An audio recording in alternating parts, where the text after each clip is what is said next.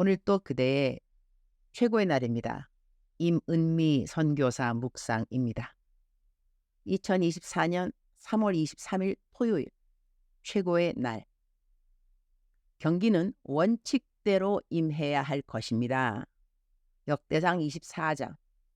어제는 아침부터 전기가 나간 것 같다. 우리 집은 태양열을 쓰니까 태양열 에너지가 다 떨어지기 전까지는 이 지역에 전기가 나가도 우리 집에는 전기가 있는 편이라고 하겠다. 그런데 새벽 기도에 갔더니 교회 안이 어두컴컴. 전기가 없어서 전기가 나갔구나 알게 되었다. 교회 안에 들어가니 모세 목사가 자기 핸드폰에 있는 전등을 강대상 위에 올려놓아서 교회 안에 희미하게 빛이 있었다. 나는 맨 뒷자리에 앉는지라 내 핸드폰에 전등을 켜서 교회 안을 뒤에서 비추었다. 앞자리에서는 현지인 모세 목사가, 뒷자리에서는 선교사인 내가 그냥 기분이 훈훈하니 좋았다. 그러나 전기가 안 들어오면 교회 뒷자리 전기 소켓에 항상 자기 핸드폰을 충전하던 성도님 핸드폰 어떻게 하지? 그 생각이 들었다. 집에 핸드폰 배터리 충전하는 충전기 있는데 그것은 내일 갖다 줘야겠구나 생각을 했다. 여기는 아침에는 춥다. 성도님들 새벽기도 오려면 적어도 30분에서 1시간 걸어서 온다. 아들 킴 목사에게 성도님들 아침에 외투처럼 겉에 두를 수 있는 마사이 담요를 좀 사라고 했다. 여기는 마사이 담요라고 하는 것 같은데 한국말로 하면 망토라고 할 수 있을 것 같다. 여기 있는 사람들은 남자나 여자나 이 큰 망토를 추울 때나 비 올 때 모두 다 사용한다. 새벽기도 나오는 성도님들이 요즘은 40명에서 50명 되는 것 같아서 그 개수만큼 사라고 했다. 어제는 계속 앉아서 기도하는데 허리가 좀 아파서리 일어나서 성전을 나와서 티바 쪽으로 걸으면서 기도를 했다.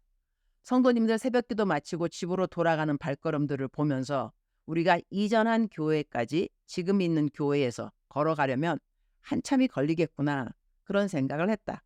우리 교회를 지금 2,000명이 들어갈 수 있게 크게 지었다고 하지만 성도 수가 더 늘어나지 않았다. 이유는 지금 있는 교회에서 이전한 교회까지 가려면 멀리 사는 성도님들은 거의 2시간을 걸어야 하는 거리다. 이 일을 어떻게 하면 좋을까? 새벽 기도를 마치고 성전을 나오는 모세 목사를 불렀다.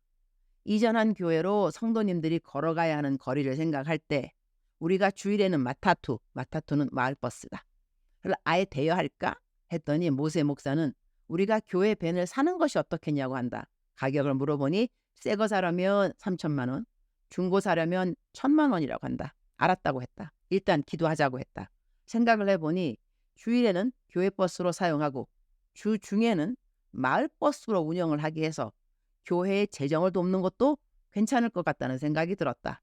내 나이 60이라고 했는데 우리 교회는 선교사 정년 퇴직이 65세이다. 그러니 내가 퇴직하려면 5년 남았다는 이야기가 된다. 물론 지금 내 계획으로는 퇴직하고도 계속 케냐에 남아있을 생각이니 선교 사역은 계속하게 되겠지만 일단 5년 안에 우리 부부가 개척한 모든 교회들이 재정적으로 독립을 할 수 있어야 한다. 기술학교도 매달 1,500만 원이 넘는 운영비가 들어가는데 이것 역시 모두 선교사의 도움 없는 독립 사역이 되어야 하는 것이다. 이 일을 추진하기 위해 소사역을 했고 지금은 양계 사역을 시작했다. 수양회관도 지금 계속 증축하는 이유 중에 하나는 이 수양회관 역시 나중에는 다른 단체들에게 대여해주고 사용비를 받아서 다른 사역에 들어가는 모든 재정들을 도와주고자 하는 이유에서이다. 그러니 나는 지금 준비하고 있는 중이다. 내가 은퇴하고 난 다음에도 선교지에서 내가 했던 모든 사역들이 다 원활하게 돌아갈 수 있도록 말이다. 5년이면 그렇게 긴 시간이 아닌 것이다. 이번 주에는 내가 줄 설교인데 교회 버스 사는 것에 대해서 전 성도님들이 한 마음이 되어서 헌금을 좀 하도록 권유하려고 한다. 하도 우리 성도님들은 가난한 사람들이라 내가 헌금 이야기를 사실 잘 안 한다. 가난하니까 더더욱 헌금 이야기를 해서 주는 자의 복을 받게 해야 하기도 하겠지만 나는 지금까지 그대가 헌금하면 하나님이 30배, 60배, 100배 갚아주실 테이니 헌금을 힘이겹도록 하라는 설교는 한 적이 없는 것 같다. 없어도 나눠주는 사람이 되라는 설교는 자주 했지만 부하게 되기 위해서 그대에게 있는 것을 아낌없이 교회에 바치라는 설교를 한 적은 없다. 그러다 보니 우리 교인들은 교회의 모든 재정은 선교사인 내가 담당한다고 믿고 있어서 이들에게는 자립심이 별로 없다고 하겠다. 그래도 이전과는 달라서 저번에 교회 드럼셋을 사는 것은 청년부가 재정을 모았고 또 교인 전체가 이런저런 헌금을 스스로 모아서 행사를 했던 적이 없잖아 있기도 한 것 같지만 재정 부분은 아무래도 우리 성도님들에게는 도전적인 부분이 아닐 수 없다. 여튼 주일날 광고를 하고 서로 기도를 시작하고 그리고 우리가 자체적으로 교회 버스를 구입할 마음을 갖도록 해야겠다는 생각을 한다. 이들이 1천만 원을 모을 수 있을 리가 있는감요. 단 10만 원을 모은다 하더라도 그들의 마음을 보고 난 다음 선교사인 내가 나머지 몫을 감당하면 될 것 같다. 교회 버스 적어도 3대를 사주면 주중에 마을버스로 운영하는 것에서 교회에 매달 들어오는 헌금보다 더 많은 재정이 들어올 수 있지 않을까 그 생각도 든다. 나는 때로는 선교 일을 하는지 CEO 일을 하는지 요즘은 나도 잘 모르겠다. 요즘은 사역의 지경이 또 늘었다. 나이 드신 노인들 사역과 미혼모 사역이 늘었다. 대학교 캠퍼스 성경공부 그룹도 다시 재활성시키고 있고 기술학교는 어떻게 하면 제자 훈련으로 이어져서 제자 훈련 받은 청년들을 단기 선교팀으로 만들어 시골 구석구석으로 전도 여행을 보내볼까 계획을 하고 있는데 일단 수양회관이 완성이 돼야 완전하게 합숙 훈련들을 시킬 수 있게 된다. 주님이 모든 일에 지혜와 질서와 재정을 주실 것을 믿는다. 우리말 성경 번역 역대상 24장 19절.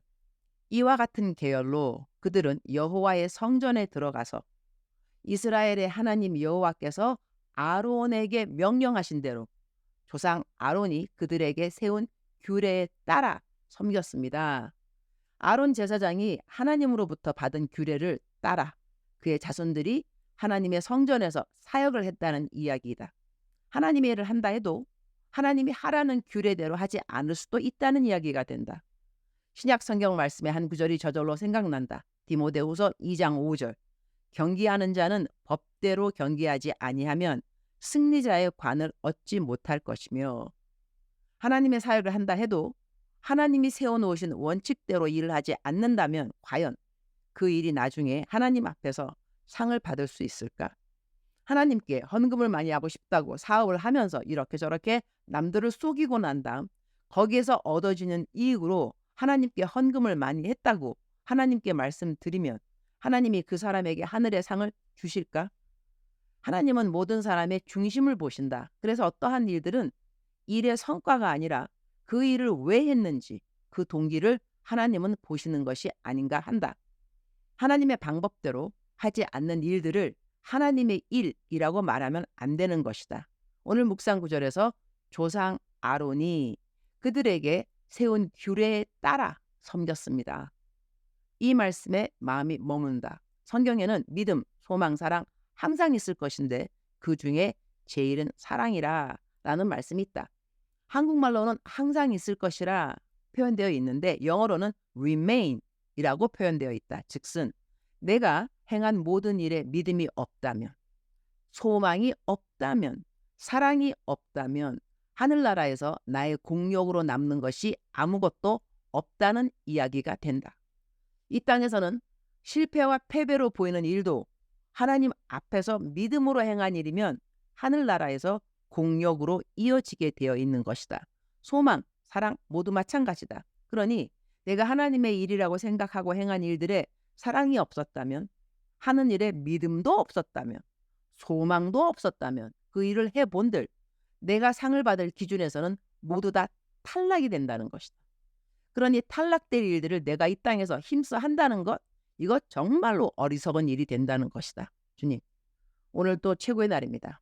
성경을 상고하면서 우리는 이 땅에서 어떻게 살아야 하늘나라에서 승리자의 관을 얻을 수 있는지에 대한 지혜를 배우게 해주셔서 감사합니다. 교회일, 선교일, 어느 일이라도 암만 열심히 한들 마음에 감사도 없고 기쁨도 없다면 하나님의 일로 보여져도 이 모든 것은 다 헛수고가 될 것입니다. 하나님이 우리에게 힘든 일들을 허락하셨을 때 우리는 어떤 고백을 하면 하나님이 기쁘실까요? 성령 충만 받은 제자들은 그들이 복음을 증거하면서 받는 핍박을 기뻐했다고 했습니다. 주님의 사역에 드디어 동참한다는 그런 기쁨이 있었던 것이지요. 하나님이 자신들에게 복음으로 인한 고난을 동참할 수 있는 자격을 주었다고 그들은 기뻐했습니다. 복음 전하다가 돌로 맞아 죽은 줄 알고 성 밖으로 버려졌던 바울은 몸을 추스려 일어나자마자 다시 성 안에 들어가서 복음을 전했다고 했습니다. 복음을 전하면서 기쁨과 감사와 즐거움도 있지만 복음의 남은 고난에 동참 역시 우리들의 선택 없는 몫이 아닌가 합니다. 울컥하네요. 세상에 돌아가는 모든 상황은 우리 예수님이 이 땅에 다시 오실 날을 하루하루 더 당겨주고 있는 것이 사실입니다. 우리가 이 땅에 과연 몇 년을 더 머무를 수 있을까요? 저의 노후 대책은 우리 주 예수 그리스도의 재림입니다. 오늘은 수양회관에 공사 감독하러 갑니다. 4월 8일 글로벌 컨퍼런스가 시작되는데 그때까지 모든 숙박시설이 완전하게 준비되어야 합니다. 물, 전기, 침대, 침대포, 커튼 등등 잊지 않고 모든 것을 잘 준비할 수 있도록 도와주옵소서.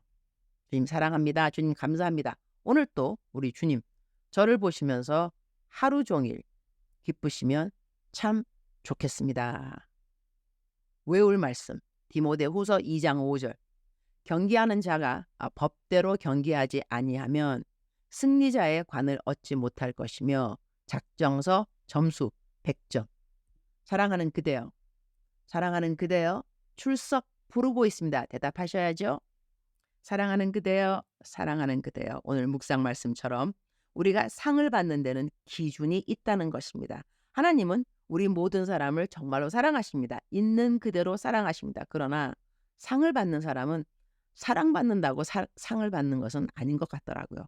사랑은 받는 것은 정말로 unconditional love, 영어로 조건 없는 사랑이 되지만 상을 받는 것은 조건이 없는 것이 아닙니다. 상 받는 자격은 하나님께서 성경 가운데 모두 다 기록해 두셨습니다. 사랑하는 그대여, 오늘 하나님이 그대를 사랑하시는 것도 믿고 계시겠지만 하나님께 상 받는 그러한 사람이 되는 것 도전하는 건 어떨까 그렇게 생각합니다. 사랑하는 그대여, 사랑합니다.